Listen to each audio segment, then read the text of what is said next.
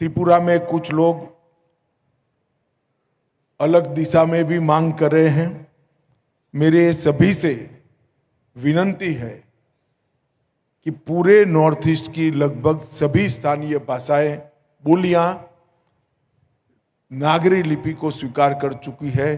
त्रिपुरा ने भी नागरी लिपि को स्वीकार करना चाहिए और आग्रह के साथ अपनी आइडेंटिटी को मजबूत करना चाहिए। हम सभी नॉर्थ ईस्ट के जाति समूह आइडेंटिटी के लिए समर्पित है, अपनी पहचान के लिए समर्पित है।